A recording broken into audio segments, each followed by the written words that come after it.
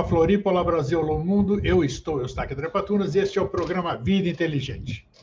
Você já ouviu falar, certamente, quem é que não ouviu falar, mesmo gostando ou não gostando de ufologia, de mistérios, tudo, todo mundo deve ter ouvido falar da Terra Oca, né? Um livro de Raymond Barnard, que hoje nós vamos saber sobre ele, né? A verdadeira história dele. E o tema que se apresentou hoje para a gente identificar bem e para deixar aí a pulga atrás da orelha, como a gente diz, o título que a gente deu foi A Terra Oca e o Brasil. Agora você vai ver daqui a pouquinho qual é a relação a Terra Oca, o livro e até a própria Terra Oca, eventual Terra Oca, com o Brasil. Para isso eu trago um pesquisador aí incansável do insólito, que é o Sandro Potapoff. Olá, Sandro, tudo bem? Tudo bom? Bom dia para todo mundo, hein? Isso. Eu admiro você porque eu fico acompanhando as suas, como é que se diz, incursões aí pela natureza, né? Eu fico pensando comigo, será que ele não tem medo de passar noites aí acampado no meio do mato ao relento, com barraca e tudo isso aqui? E você faz isso mesmo, né, Sandro? Sim, eu acampo todo final de semana, E sem você, parar. e você vai sozinho ou vai acompanhado? Agora eu estou indo acompanhado. Sim, mas já fez isso muitas vezes sozinho, né? Fiz muitas vezes e lembrando o que eu fiz, não sei se eu faria novamente. Sério? Por quê? Por quê? O que tem? É, sei lá, sozinho é complicado, tu vai nos lugares muito isolados e tal, subir montanha e tal, é complicado, né? Se Então, acontecer agora, uma coisa, tu tá sozinho ali, né? exato, foi por isso que eu fico olhando aqui, eu falo, mas esse homem é muito corajoso para fazer isso aí, né? Porque você Sim, monta tudo, você faz a tua cozinha, eu vejo ali teu camping, você tem uma estrutura legal, então mostra que você é uma pessoa habituada com isso. sim, Falei, sim. mas será que ele tem toda essa coragem mesmo, rapaz? E, escuta, aproveitando antes da gente entrar no nosso tema, e nessas suas acampadas aí, você passou por alguma coisa insólita, algum problema? Com certeza deve ter passado.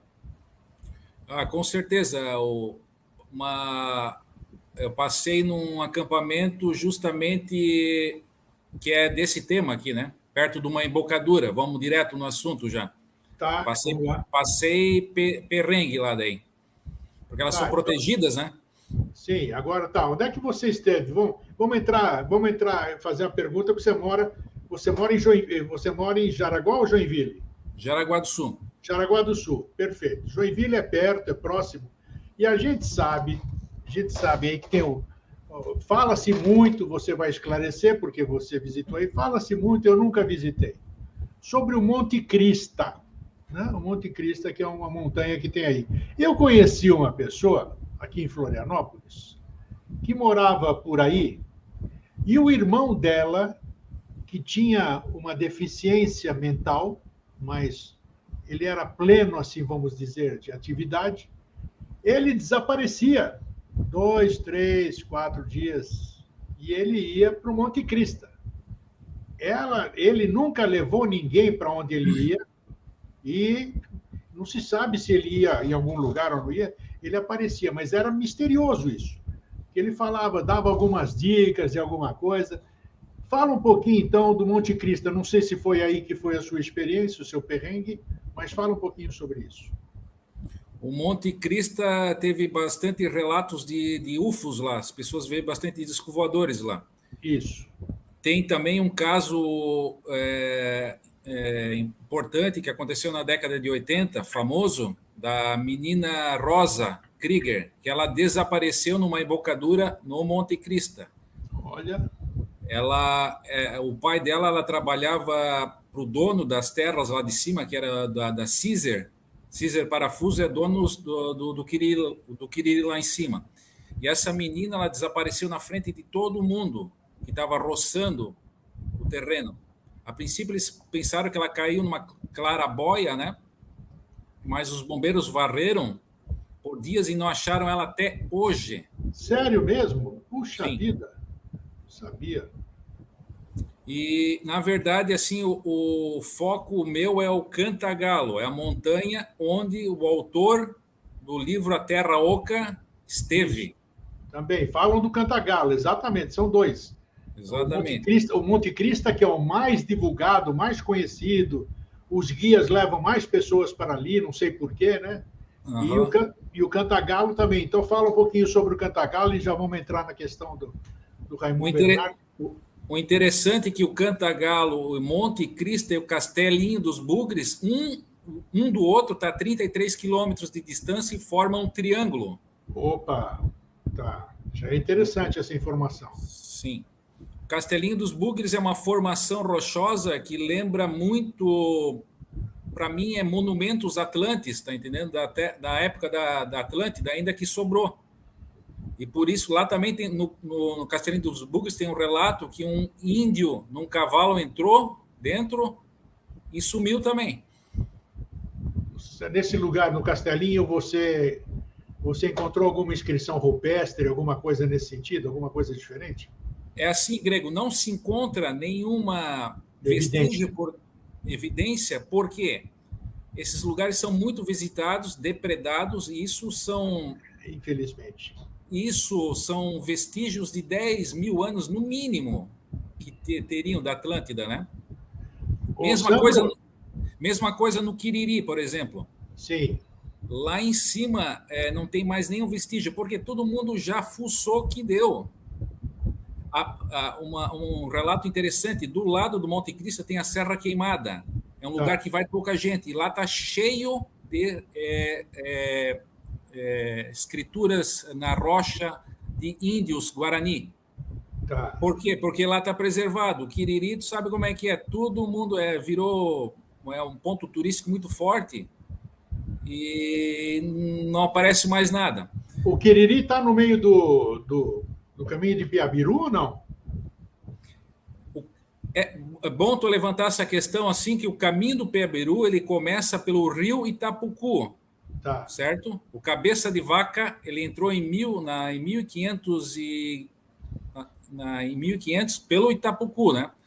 Tem um pessoal é até bom que tu tocou nesse assunto, um pessoal de turismo, de empresários e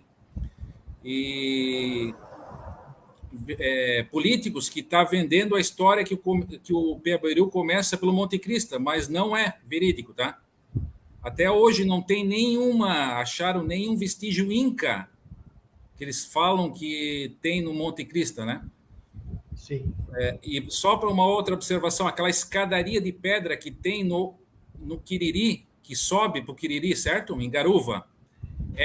Eu quero deixar bem claro, essa escadaria foi construída pelo governador de Santa Catarina, João Coutinho, em 1852, certo? E não é uma escadaria inca, porque o Inca nunca pisou aqui em Santa Catarina. Sim. Eu quero deixar bem claro que o Piabiru ele começa pelo rio Itapucu. Tá, mas aí isso nós temos documentos originais que comprovam isso. E não apesar do caminho de Piabiru levar até o Peru, os incas nunca percorreram ele para cá. Sim, nunca foi achado um vestígio inca aqui em Garuva ou Joinville, nunca. Nada. Tá. Agora, voltando ao tema de que nós falamos aí nesses locais, no Monte Cristo, qual é o outro? É o Cantagalo e Castelinho dos Bugres. Isso, você falou que está muito depredado e tudo. Nesses locais que seriam embocaduras, qualquer coisa, você já vai falar sobre isso. Não, em outros locais, por exemplo, Terra do Roncador, até a própria Vila Velha, no Paraná, me parece que falam de guardiões, os índios, gente que defende aquilo lá, não deixa ninguém fazer besteira, não deixa ninguém depredar. Por que essa omissão com esses 3 locais que você está falando, sendo eles de tamanha importância? Que nós já vamos entrar no livro do Raimon aí e nós vamos ver por que é importante. Essas embocaduras levam a cidades intraterrenas, né? Então, elas estão construídas na crosta terrestre em uma média de 30 quilômetros abaixo da superfície. Isso aconteceu porque depois do afundamento da Atlântida, na último pedaço, acho que 11 mil anos atrás, eles se refugiaram debaixo da terra, né? Para se proteger talvez da última cataclisma ou guerra que aconteceu lá. Isso nós faríamos hoje se acontecesse uma guerra atômica, também ia para a Terra se proteger. Essas cidades, elas são físicas, construídas com tecnologia deles, né? Tem oxigênio, o oxigênio deles é separado do nosso, né? A iluminação é própria, a vegetação é totalmente diferente. E uma coisa que eu notei, eles sempre procuram, conforme os relatos que eu tenho, eles sempre dão preferência para os índios entrarem nesses lugares, porque o índio, ele é um descendente atlante, né? Mais puro do que a nossa área. Nessa sua região tem muito índio ou não? Na sua região aí, nesses 3 locais, tem ou não? Tem alguns ainda, né? Sobraram ainda. Tá, me fala fala da sua experiência insólita aí nesses locais aí que você disse que passou uns perrengues aí. Sim. Para começar ali, então, o Cantagalo, vamos começar ali pelo Sigmaster, então. Começar ali pelo começo. O autor da Terra Oca, no livro, ele está Raymond Bernard, mas, na verdade, o nome verdadeiro dele é Walter Sigmaster, né? Isso. Ele nasceu em 1904 em Nova York.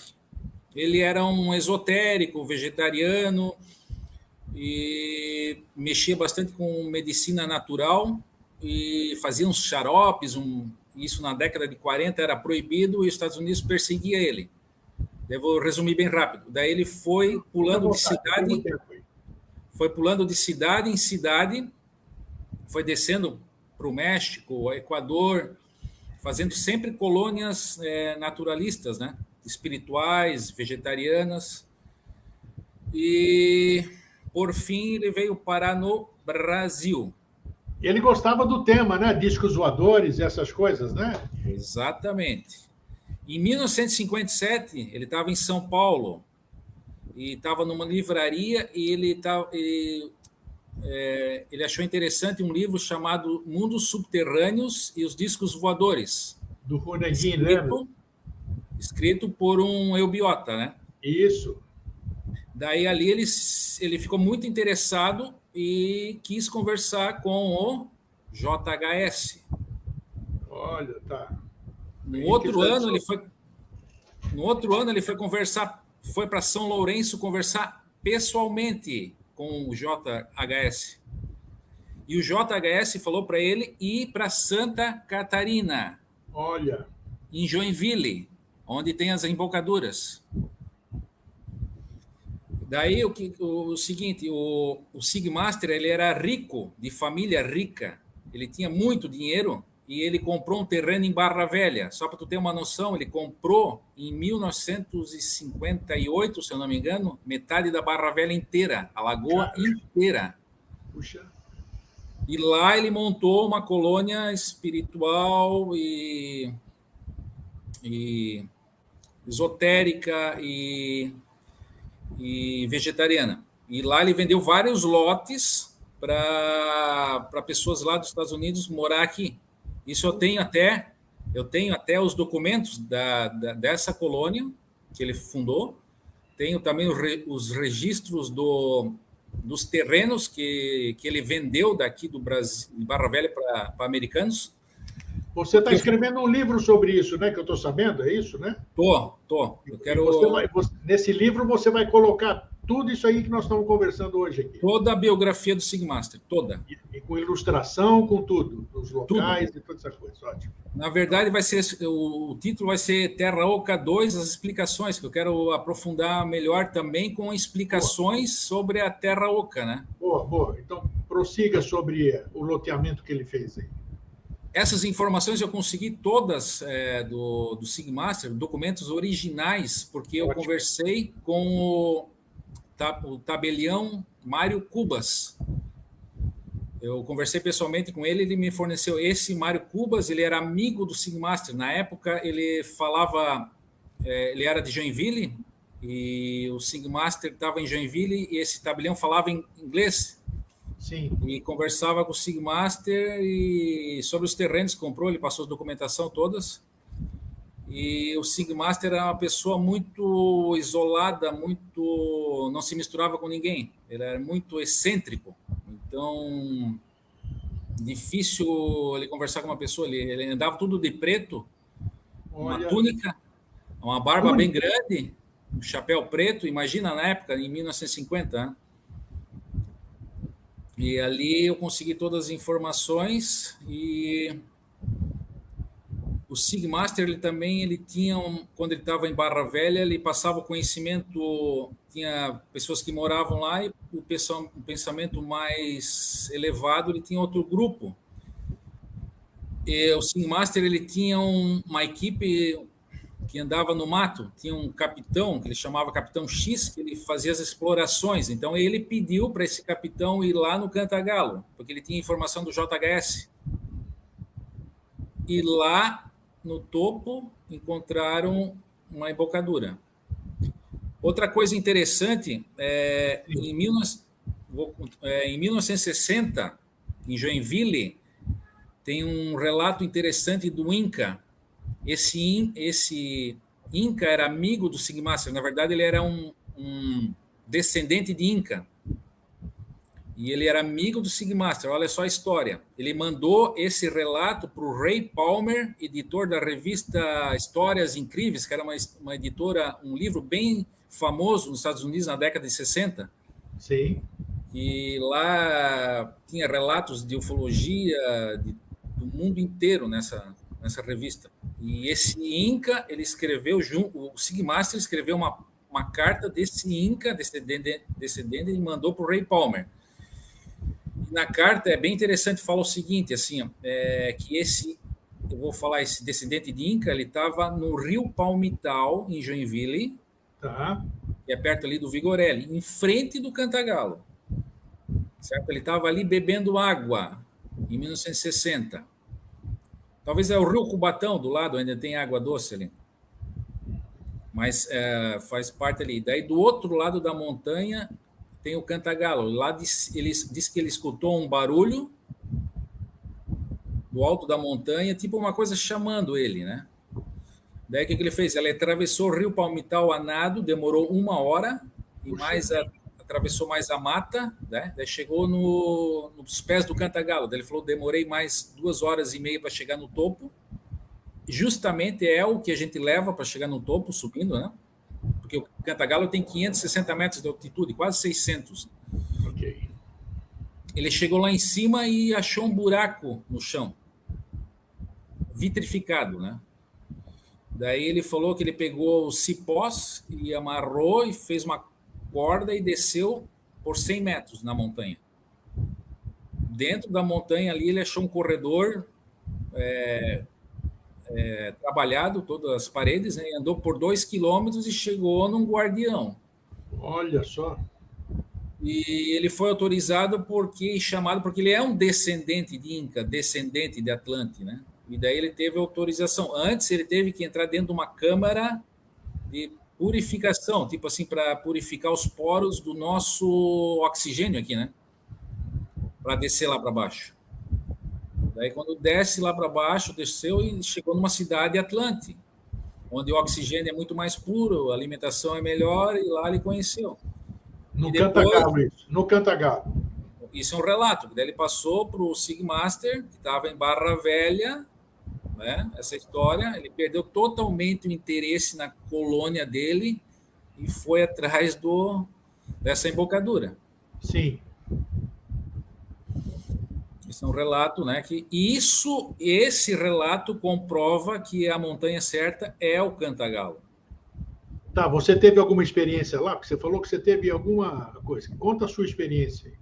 Sim, eu fui na montanha, justamente nessa montanha, que é o Cantagalo, é uma montanha atrás do Morro da Pedra, onde todo mundo vai, é conhecida. Atrás do Cantagalo ninguém vai.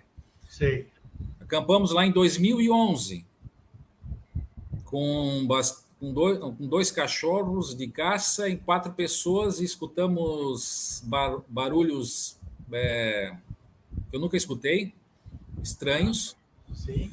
De noite, os cachorros voltaram assustados para dentro da barraca porque eles viram alguma coisa lá. Sim. O interessante é que o cachorro ele consegue ver o astral. Claro. Ele consegue ver. E a embocadura é protegida por elementais. Eu sei que nós passamos medo, e não aguentava mais lá, queria ir embora. É justamente isso que eles querem, né? Afastar os curiosos. O invasor dali, né? Porque ali tem as torres de observação onde está esse guardião. Ele lá, no relato do Inca, ele falou que ele tem umas telas que ele consegue ver tudo o que está rondando e até o que está passando na cabeça do cara. Então, tentaram assustar a gente. Não, de noite, não, mesmo assustados, nós não demos uma de louco e ir embora, né? Sim. Porque é perigoso, estava muito longe da estrada. Tudo, né? Se acalmar e ficar ali. Chegou uma hora de dormir, né? Depois daí, até um outro dia de manhã, até um colega meu falou assim que ele escutou o zíper da minha barraca abrindo. Eu não escutei nada. Não sei se alguém, um invasor ou alguma coisa, um guardião, sei lá, eu não escutei nada. Só que o interessante, quando eu acordei de manhã, era bem de manhã, o sol estava bonito, estava dormindo de lado, dentro da barraca, ali eu tive uma experiência. O que aconteceu? Eu estava deitado de lado, notando que o céu estava bonito, lindo, assim, e algo me pegou por trás aqui, eu me senti. Me pegou por trás, aqui na cabeça, e quando pegou aquela mão, ela puxou, tipo o meu corpo astral do corpo, tá entendendo? Forçado. E quando aconteceu isso, o meu cérebro começou a formigar de fora para dentro, porque eu estava saindo fora do corpo. Alguém queria me puxar em astral para mim ver ou entrar nessa bocadura em astral, só que eu tive tanto medo, o ego foi tão forte, eu falei assim, não, ninguém vai fazer isso comigo porque eu não sei o que vai acontecer, Grego, é que nem morrer, tu não sabe o que vai acontecer. Claro, concordo com você. A gente tem medo? Tem. Então eu falei assim, não vai me fazer nada, tá entendendo? Eu peguei, aquela pessoa daí soltou. O que você tá contando, eu naqueles áureos tempos, né, quando a gente podia fazer vigílias ufológicas no meio do mato, onde quer que fosse, existia o perigo, claro, mas em potencial muito menor do que o de hoje, né, em termos de assaltantes e essas coisas todas. Então, quando a gente tínhamos grupos de meditação, que fazia contato telepático, marcava encontro, então a gente tinha umas regras, né, ir de branco, ver a alimentação, tudo. Só que, como você acabou de dizer, a hora que alguma nave se aproximava, não sobrava um, rapaz. Todo mundo dava no pé, a gente tinha medo, né? Claro. É uma coisa inerente do ser humano. A gente não sabe o que vai acontecer, fica aquela incógnita, né? Podemos ir e voltar, podemos ir e não voltar, podemos, sei lá, sofrer algum incidente fatal, até lembro o caso das máscaras de chumbo em Niterói, né? No Morro do Vintém. Então, nós temos uma série de relatos. Então, você fez certo, prudência, né? Não sei o que vai acontecer, então é melhor... Exatamente, Grego. Eu tive oportunidade, se eu quisesse, de deixar. Simplesmente aquela pessoa ia me puxar, eu ia virar para trás e ver o rosto dela. O que tu quer fazer? Como é que tu tem o direito de fazer uma coisa de uma pessoa assim? Sim. Eu acho esse tipo de atitude não é certo. É que nem fazer abdução de uma pessoa. Tu vai fazer uma coisa que forçada. E outra, tu tem medo, tu não sabe o que vai acontecer, não tem que arriscar nada. E outra, tu pode até ficar louco se entrar numa embocadura dessa. Não tenha dúvida, concordo, claro, você não está preparado. Nosso papel é ficar aqui, não tem nada de entrar lá dentro. Eu concordo com você. A curiosidade, nesse caso, a curiosidade mata, como diz o ditado.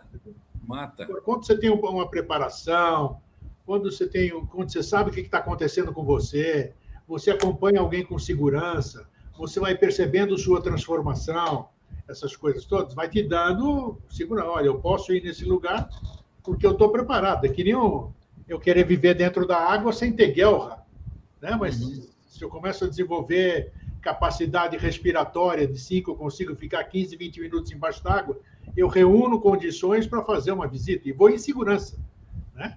Agora, não tenha dúvida, precaução, caldo de galinha, água benta nunca fizeram mal para ninguém.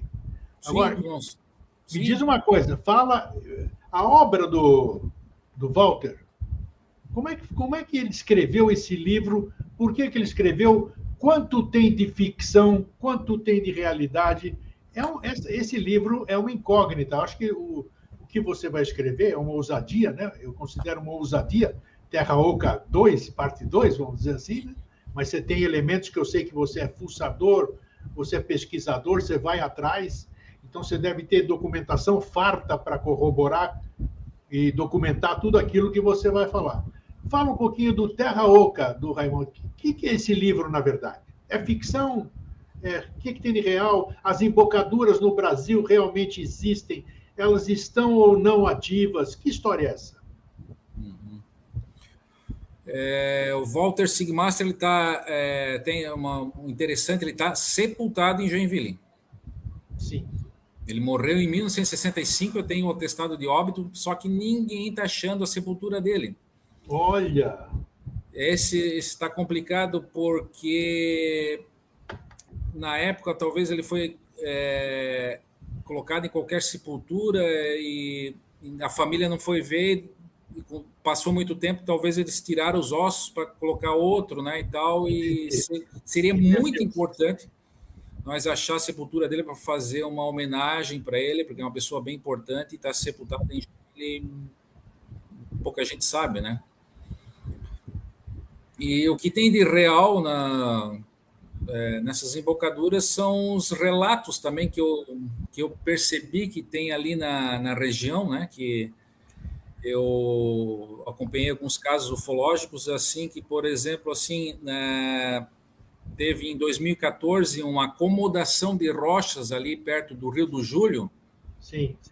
E eu achei bem interessante que quando dá uma acomodação de rocha, porque embaixo tem túneis, se dá uma acomodação de rocha, aquele túnel ele racha, ele trinca e o vapor, o ar que está dentro dele sobe para cima.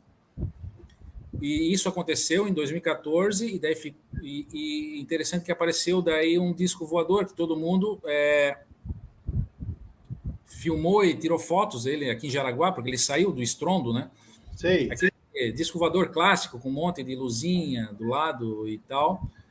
E teve em Piraberaba também outra acomodação de rochas, que lá foi bem interessante, que saiu um feixe de luz, que foi filmar um feixe de ar, tipo assim, como se fosse um míssil lançado para o céu, que saiu o oxigênio que estava lá de dentro, né? Isso são duas provas para mim que a estrutura deles lá é muito frágil, qualquer rocha que der, ou qualquer coisa que a gente fizer lá vai atrapalhar a vida deles lá embaixo. Tá, já que você está falando aqui, a ciência, geólogos, essas coisas, você percebe uma atividade deles ali?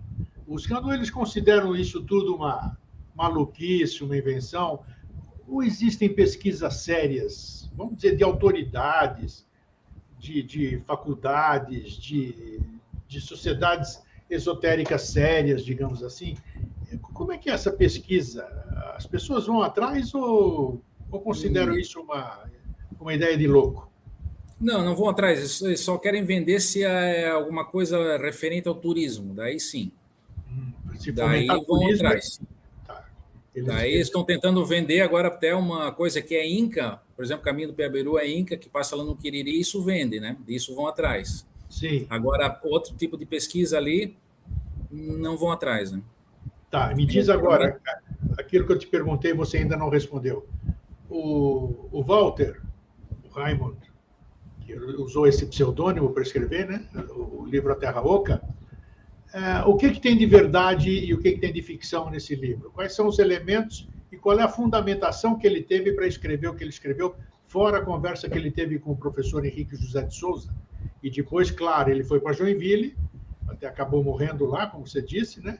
E deve ter feito uma pesquisa, deve ter ido atrás de todas essas coisas. Quando é que ele escreveu o livro? Antes de ir ou em Joinville ele escreveu isso aí? Como é que foi a história do...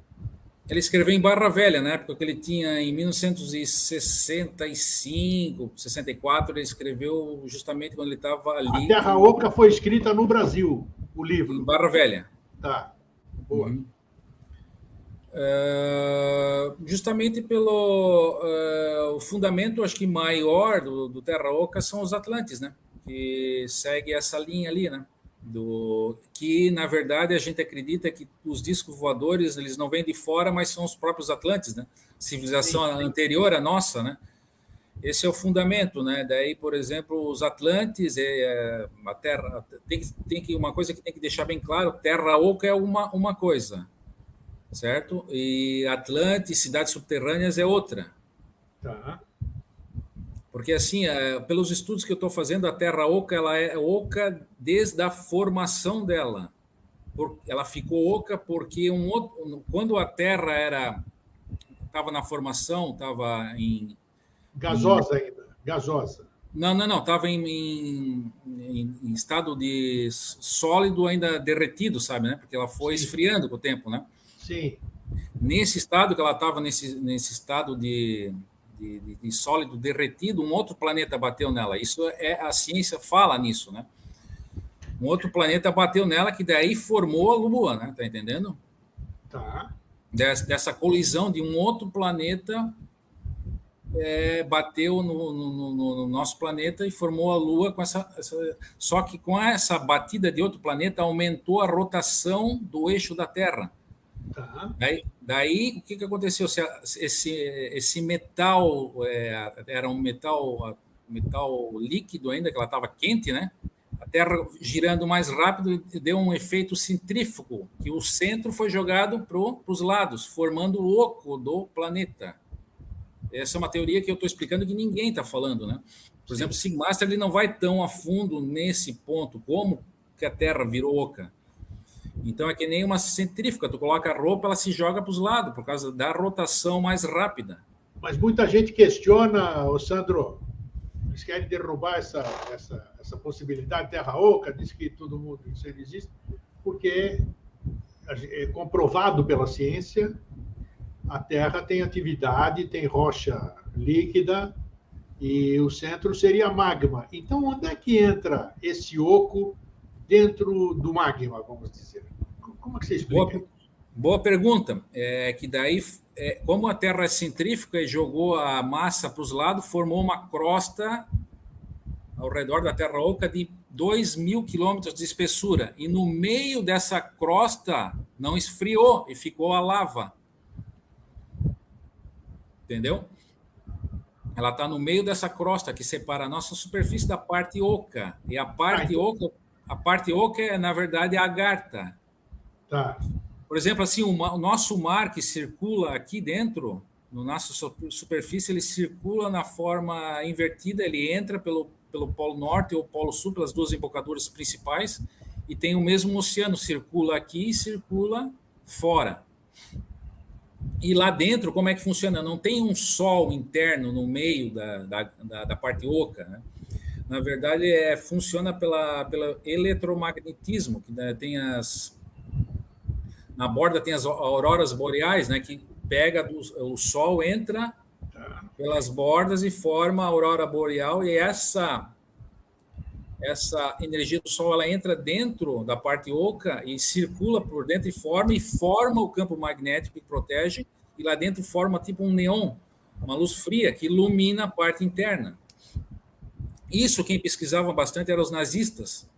Sim, isso sim, pesquisava. Eles tinham uma equipe que chamava Annenberg, que era especializada em civilizações antigas. Energia, frio, essas coisas todas, né? Eles foram para o Tibete, roubaram muito documentos falando da Agartha, da parte interna da Terra Oca. Eles têm muita documentação vasta de como funciona a parte interna da Terra, que é oca, né? E justamente ele entraram com submarinos na parte oca pelas embocaduras do norte e do sul, né? Isso está documentado em algum lugar, Sandro? Sim, tem várias documentação da Annenberg, que é a equipe esotérica deles. Tem muita documentação do pessoal da Rússia. Sim, a gente encontra esse material na web ou não? Se fuçar bastante, encontra. Annenberg com 2 N's ou não, para se pesquisar? Annenberg. Como? Repete aí, por favor. A-N-N-E-R Berger. Annerberger, alguma coisa assim? Isso. Tá bom, dá para a gente fuçar para ver. É um estudo alemão, então, é um estudo nazista, é isso? É uma equipe especializada nazista em civilizações antigas, principalmente Olha, Atlântida. Principalmente Atlântida. Vamos pesquisar. Eu desconhecia esse nome, nunca me passou pela cabeça. Eu vou pesquisar sobre isso, saber. Porque a gente tem muita evidência do que eles faziam, eles estavam muito presentes na Antártida, né? Sim. E fazendo prospecções, eles sabiam de alguma coisa. Da onde que eles tinham essa informação, não sei. E tu sabe que é só para conhecimento bélico, e na verdade todos os nazistas pararam na NASA, né? NASA, Área 51, lá onde tem tudo embocadura, tudo ali. Esse conhecimento, na verdade, lá dentro é mais tecnologias que o nosso, então vai ser difícil a gente entrar lá dentro. Sem dúvida, né? São mistérios que dificilmente virão à tona. Você conheceu alguém? Você me disse conheceu alguém que conheceu o Walter ou não? Você tem contato com alguém que esteve com o Walter?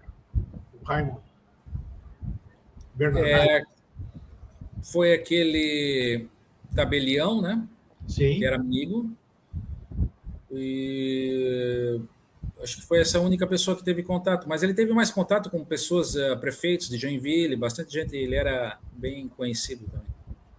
Pelo modo excêntrico e tal, bem na cidade. Essa sua pesquisa, e você tem levado alguma coisa a público, né? Pouca coisa, né? Porque você não publica, você não está sofrendo nenhum tipo de pressão de nenhuma ordem, digamos assim, né? Não. Isso é bom. Está podendo pesquisar à vontade. Sim. Tranquilo. E o seu livro, para quando deve ser publicado? Provavelmente ano que vem. Só falta organizar mais os assuntos, né? Vai ser uma explicação mais detalhada de como é a formação da parte oca do planeta, né? Teorias, né? Porque, na verdade, a gente só tem teorias, na verdade, né? Sim. De como é que é lá dentro e tal, e uma biografia do Sigmaster, né? Falando a vida dele. Porque ele foi um esotérico e tanto, né? Ele escreveu outros livros, inclusive, muitos outros livros, não sei quantos. Muitos. Ele é uma pessoa, só que aqui no Brasil ele é totalmente desconhecido, né? Você vai fazer até um favor para ele de trazê-lo ao conhecimento do povo brasileiro. Quem era o Raymond W. Eu vou contar mais uma história, um fato interessante, por exemplo, do que é com o Cantagalo, é da Ida Hoffmann. Ida Hoffmann. Sim. Essa, ela nasceu em 1860, do tempo da Helena Blavatsky lá. Tá. Ela nasceu na Suíça. Tá, Ida Hoffmann. Isso. Tá. E ela montou na Suíça o Monte Verità. Era uma colônia espiritual que nem do Sigmaster, de vegetariano, de esotérico, né? E olha só que curioso, ela... Monte Verita, já achei ela aqui na web, aqui. Já vou deixar aberto para poder pesquisar depois. Então, ela montou uma colônia espiritual. Também, Sim. Olha só, uma colônia espiritual no Monte Verità, na Suíça, em 1899. E quem ia lá, por exemplo? Ia Blavatsky, ia Mário Rosso de Luna, iam nesse lugar. E olha só que interessante. Rosso ia nesse lugar? Rosso de Luna? Isso. Mário Rosso de Luna falou para Ida Hoffmann ir para onde? Grego. Diga. Cantagalo. Não brinca? Quem? O Rosso de Luna falou isso? Mário Rosso de Luna. Por falar nisso, você conhece as obras do Mário Rosso de Luna ou não? Claro. Tá. O Mário Rosso de Luna, em alguma das suas obras, inúmeras obras, ele faz alguma referência sobre o Cantagalo ou a região que o Walter citou, não? Eu não li, mas ele falou para a Ida Hoffmann ir para fazer uma colônia espiritual exatamente embaixo do Cantagalo. Então, Olha imagina. só. Imagina só, Grego, tu tá lá na Suíça, primeiro mundo, com uma comunidade, e agora em 1820 tu vem aqui para o Brasil, lá no fim do mundo, no Cantagalo, no meio do mato, fazer uma colônia.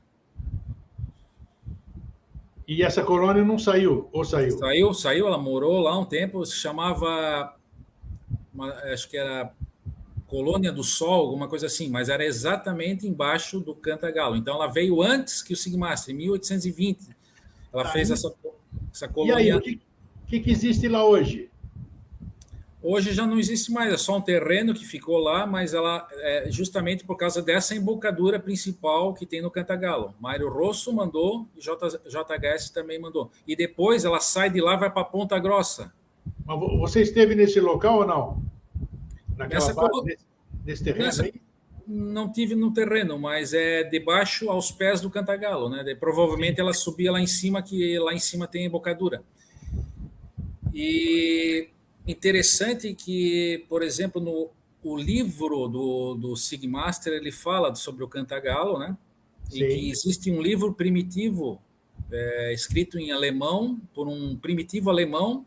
Esse livro ainda não encontrei, que foi escrito com informações dos indígenas que estavam no Cantagalo. Justamente os indígenas tinham acesso ao Cantagalo, falaram para esse primitivo alemão, escreveu um livro antigo em alemão. Eu não achei, só achei pessoas que já leram e sabem, se viu, mas não consegui o contato. Seria bem interessante esse livro.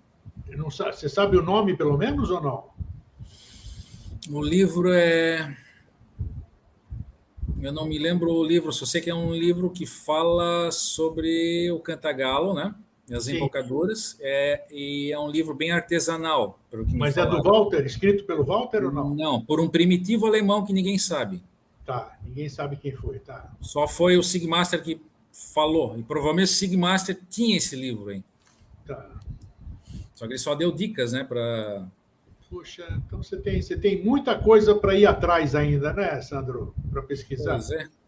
Pois é. Então, fala um pouquinho mais dessa mulher aí, que tem essa relação, o Rosso de Luna. Olha como as coisas vão se ligando, né? Rosso de Luna e manda para lá, para... A filha, depois dessa ida, que estava aqui no Brasil, foi se tornar a astróloga mais famosa do Brasil depois. É mesmo? A filha dessa mulher?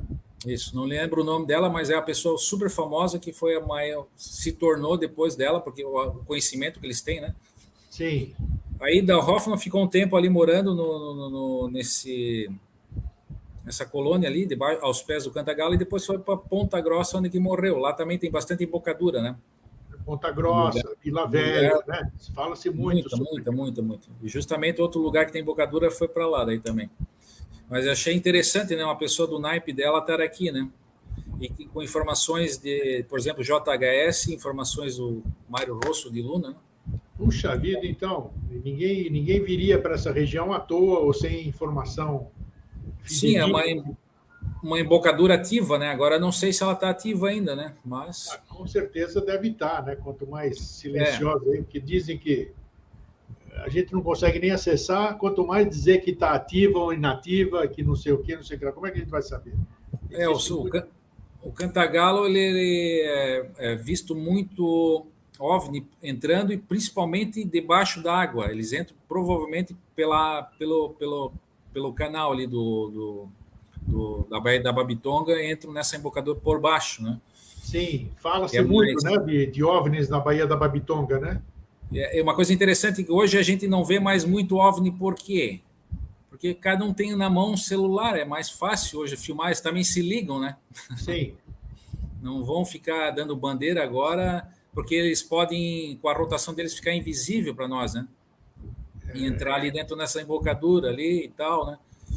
É tudo muito misterioso, né? O ser humano ainda não é digno de credibilidade, digamos assim.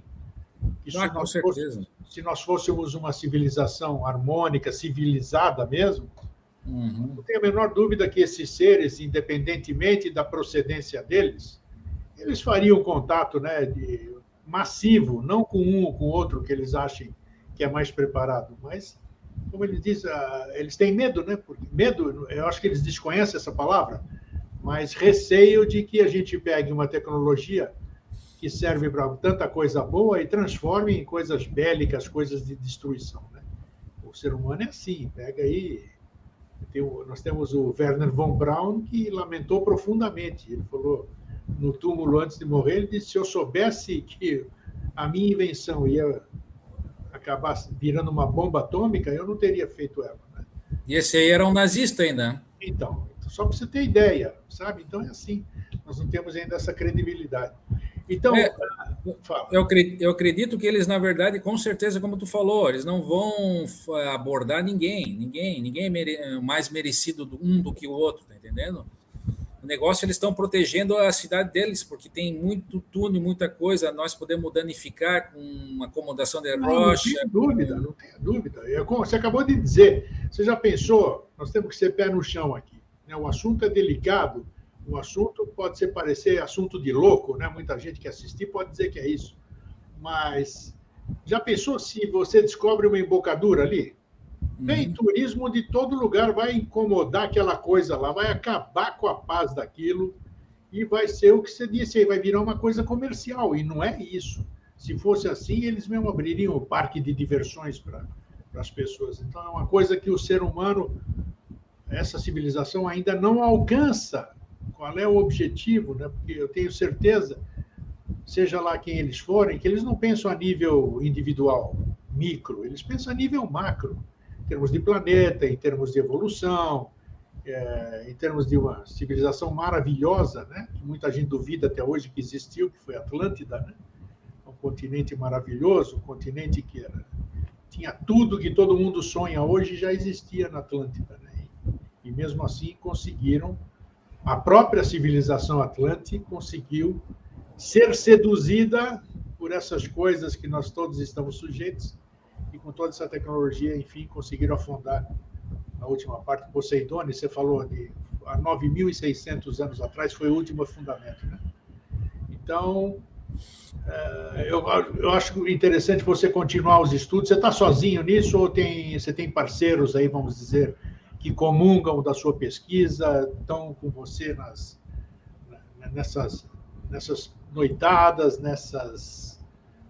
nesses acampamentos? Você também não vai para passear. Claro que você vai para passear, mas você continua fazendo a sua prospecção, né, Sandro? Sim, claro. Na verdade, a minha pesquisa é só eu mesmo ali. Sim. E, graças a Deus, fora essa experiência, nunca tive outra, né? Porque essas experiências não são boas, né?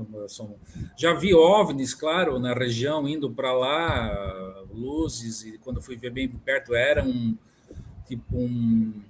deu para ver claramente uma nave, assim, vi uma estrela bem de longe, eu estava em Guaramirim, de moto, ela estava parada e me chamou a atenção, parei a moto e quando fui ver era uma luz de alguma coisa pairando, assim, deu para ver, ela se virou de lado e eu vi que era uma nave com umas asas assim, ó, deitado, indo para aquela região justamente para lá.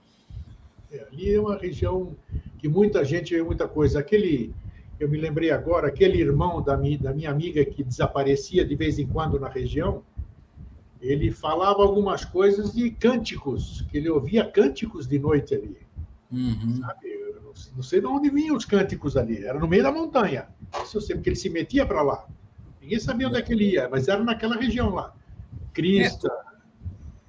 Eu não sei se ele era mais sensitivo, se por causa da deficiência mental dele era uma pessoa mais pura, sem malícia, então talvez ele tivesse uma sensibilidade maior para captar coisas que eu e você não conseguimos captar pela nossa densidade, digamos assim, né?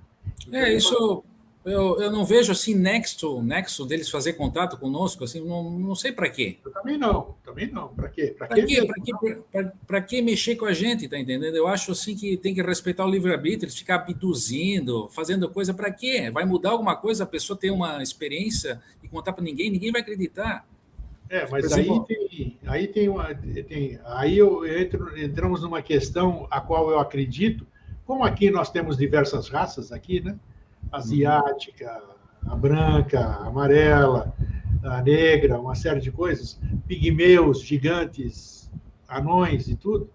Devem existir outras civilizações aqui convivendo. Então, a gente não pode generalizar achando que existe uma única civilização desconhecida que esteja fazendo. Então, quem nos agride, quem fere o nosso livre-arbítrio, entre aspas, devem ser outro tipo de civilizações que estão aqui também, mas tem outros objetivos particulares, né? Nada de evolução deles, alguma coisa deles, pesquisa deles, não a nível cósmico assim.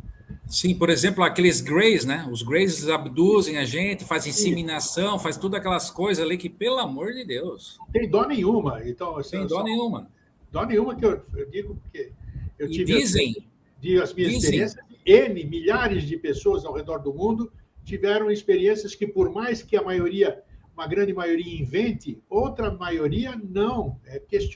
É inquestionável o que aconteceu, tem testemunhos, tem evidências, tem marcas, tem até coisas que são inseridas, então isso é inconteste, mas a gente não sabe para quê. Dizem que esses Greys eram serviçais dos Atlantes. Foram criados para servir eles, e tipo assim, eles não tinham alma e não tem alma como nós, né? Então eles ficam fazendo essa abdução com nós aqui fora para tipo mesclar a raça deles com a nossa, para ser mais evoluídos e não ser aquele ser que eles são lá. Você tocou numa coisa que me faz lembrar, sim, porque todo mundo que teve experiência com esses seres que nós estamos falando agora, os cinzentos, assim tal, dizem que são seres frios, realmente seres frios. Ele te mete um negócio no teu nariz, se você está gritando ou não, ele não está nem aí. Ele não está nem aí. Ou para ele não faz diferença, ele não entende o que é o seu grito, ele não sabe o que é dor. Então as pessoas foram invadidas em exames, em tirar esperma, tirar óvulo, tirar sangue, tirar dentes, aqui e tal, eles não estão nem aí. E eu não sei se eu sou mais velho que você, lançaram muitos anos atrás, 20, 30 anos atrás, uma série Extraterrestres Entre Nós. Você chegou a conhecer isso aqui?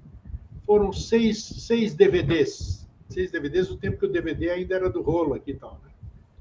E eu gravei, então tinha relatos, assim, havia simulações de seres falando e essas coisas. Muito legal, muito bem feito. Muito bem feito. Quem participou, inclusive, disso foi o Carlos Paz Wells, do Projeto Rama e tal. Mas uma coisa me marcou, que um desses seres, Greys, aparece ali e fala, né? Porque eu sei que patati, patatá, patatá, e uma das coisas que ele fala é que ele diz que gostariam de recuperar uma coisa que foi perdida e que existia à vontade no ser humano, as emoções. Olha, eu falo, eu arrepio, rapaz. Porque tem coisa mais bonita do que você ter emoção? Saber sorrir, cantar, chorar, ter prazer e tudo isso aqui. Não, eles dizem assim, e verdade ou mentira não interessa. Interessa é o que foi falado, e é profundo. Eles estão querendo recuperar as emoções. Então, dia devem tê-las tido, perderam e sabem da importância delas. Então, se a pessoa, um ser frio, se a pessoa você virar um cara frio aí, o Sandro não ri mais, não chora, não fala mais nada, é um frio, é um gelo, não deve ser muito legal. Principalmente para você, né? Para os outros, não. Vai lá, o Sandro é esquisito. Vamos chamar você de esquisito. Mas para você deve ser um terror se sentir assim. Né? Com certeza. Por isso eles fazem isso, né? Eles mesclam conosco, né? Para recuperar. Mas, assim, uma forma que também não é certo, né? Não, mas eles não entendem, é isso que eu quero dizer. Nós estamos aqui tendo uma conversa meio que hipotética, né? Mas se eles não entendem o certo e o errado, então a gente não pode julgá-los, né? Dizer assim. Ele não tem consciência disso, então ele está fazendo o trabalho dele, a ciência dele, a pesquisa dele. Ele não sabe, não tem conceito de certo ou errado. Ele está pesquisando. Para ele, no nosso conceito, ele está fazendo o certo. Ele está trabalhando para o projeto, para não sei o quê. Do nosso ponto de vista, eles estariam certos. O deles não estão nem aí. Bem, me diz outra coisa. O livro só para o ano que vem, suas pesquisas continuam. E se alguém quiser, você acha prudente de alguém que assistir aí se entusiasmar, assistir o nosso programa, a sua entrevista, você acha prudente essa pessoa ir aí para o Cantagalo, para o Monte Crista, se aventurar sozinha? Porque eu tenho visto, inclusive, você disse há pouco, né, no começo do programa, e eu tenho visto gente oferecendo fins de semana lá, subidas não sei para onde. Existe, parece que, ou grupos ou guias especializados que estão oferecendo esse tipo de serviço, né? Me fala um pouquinho sobre isso. Se alguém se aventurar, você acha que deve contratar alguém para visitar esses locais? Por exemplo, o Monte Cristo agora já virou totalmente turístico, tu não pode ir mais sozinho, tu tem que ir com guia lá, né? Tá, ótimo. Tem várias taxas para pagar e não pode ir mais sozinho como a gente ia, né? Sim. E no Cantagalo ele está, a princípio, é um lugar livre, todo mundo vai. Estou falando do Morro da Pedra, que é o morro da frente. No Cantagalo é o morro de trás, que lá é fácil de se perder, não tem trilha fechada, é mais complicado, né? Tá. Então, para ninguém se aventurar lá, né? Justamente não fica na parte turística do morro, que são dois, um na frente e um atrás. O Cantagalo é o trás, na frente é o Morro da Pedra. Sim. Então não tem trilha, a trilha é bem complicado, fácil de se perder nesse morro ali, então é um lugar protegido. Tá, e o Morro da Pedra é a entrada intraterrena ou é o Cantagalo, o morro de trás ali? O morro de trás, o Cantagalo é a entrada, onde está a embocadura. Tá. Justamente o morro da frente, da pedra, que parece que, por causa que tem uma pedra saliente, é ali, mas não é no outro. Tá. Você pode, por exemplo, acampar nessa parte da frente que você falou? Que todo mundo acessa? Sim, o pessoal acampa ali próximo ali.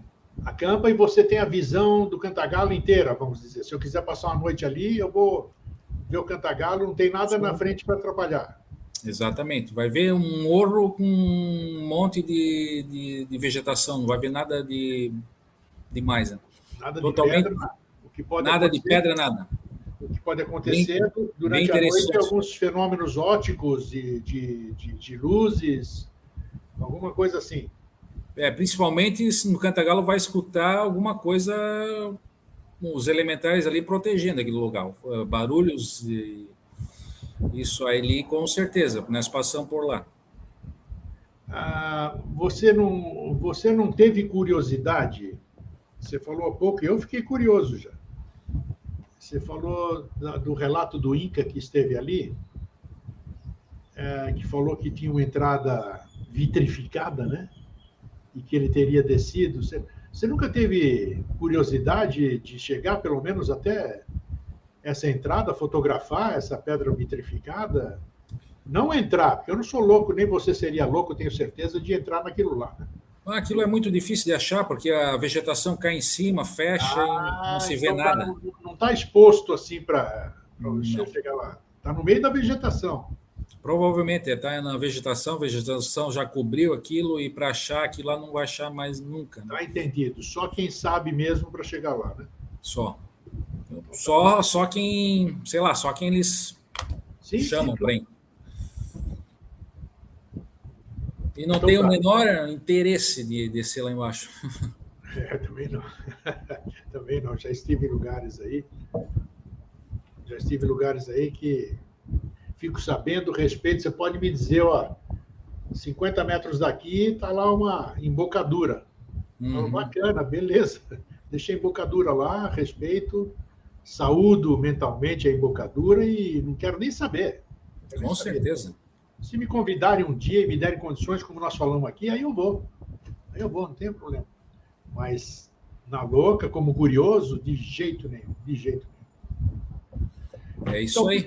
O que você quer para a gente encerrar, Sandro? O que você quer falar para o pessoal? O livro para o ano que vem, está preparado? Assim que o livro sair, você me comunica. Uhum. A gente já ajuda a divulgar aqui, porque é o escopo do Vida Inteligente, né? Uhum. As civilizações, a mudança de consciência e tudo. A história do Walter, que pouca gente conhecia. Sim. Que nós vamos disponibilizar e eu vou passar o link da biografia dele para as pessoas que nos assistirem ver. E é isso. Alguém pode te procurar, se alguém quiser, se alguém se entusiasmar ou for aventureiro ou tiver tempo aí, eu vou colocar o seu contato, né? E de repente pode te acompanhar numa dessa. Poderia ser isso, se alguém quiser. Com certeza, quanto mais informação, melhor. Se alguém souber de mais informações do que eu estou comentando. Mas eu digo isso aqui, alguém quer o Sandro, esse fim de semana você vai no Cantagalo, você vai acampar por perto? Podemos estar juntos isso aqui? Alguém pode contatar você para fazer uma incursão ou não? Eu, sinceramente, acho que eu não teria mais interesse em acampar no Cantagalo. Ah, tá. Perfeito. Não, porque eu já vi o que ocorre lá, não tenho interesse de entrar, sei que o lugar certo é lá. Agora, se outras pessoas quiserem acampar lá e ver alguma experiência... Você pode orientá-las, pelo menos. Posso orientá-las lá e ficam por conta e risco, né? Perfeito, ótimo. E eu não estou afim de passar medo lá, não. Boa. Não, mas é assim mesmo. Deixa para os outros ali. Tem que ser sincero mesmo, é isso aí. Vão lá, à vontade. Eu respeito e pronto. Sim. Então tá bom, Sandro. Foi um prazer ter você aqui. Você é um pesquisador nato. Eu tenho admiração pelo que você faz. Acompanho muito o seu trabalho e vou aguardar ansioso, né? Eu vou ser um dos compradores do seu livro aí. Eu quero acompanhar essa... Você vai usar como base o Terra Oca, né? E vai dar a continuidade dele no seu ponto de vista com os documentos que você levantou em todos esses anos, né? Sim, vou dar só uma complementação na história dele, falar quem é ele, levantar a história dele, uma completação melhor na teoria da Terra Oca. Quero fazer o livro para vender em PDF no Amazon, né? Isso, no Amazon, em várias línguas, né? Sim. Porque isso é um assunto grego que ele é bem valorizado lá fora. Com certeza. Muito mais lá fora, infelizmente, do que aqui no Brasil, né? Tudo bem, não importa. Quem valoriza, você foca em quem valoriza, é isso aí. Sim. E quem puder ajudar, tamo aí. Isso aí. Forte abraço, fica bem e até a próxima oportunidade. Obrigado, hein? Valeu. Gente, papo legal, né? Esse é papo de quem vai lá, que pisa no negócio. Não tem conjectura, nós conjecturamos algumas coisas. Isso é natural do ser humano. Mas o Sandro não. O Sandro vai lá, pisa, enfrenta os medos dele, assume os medos dele, tem as suas cautelas. Eu achei muito bom, muito sincera, muito franca a participação do Sandro aqui. Então, e o ano que vem, vamos torcer para o livro sair rápido. Gente, fraterno abraço e um feliz sempre. Tchau.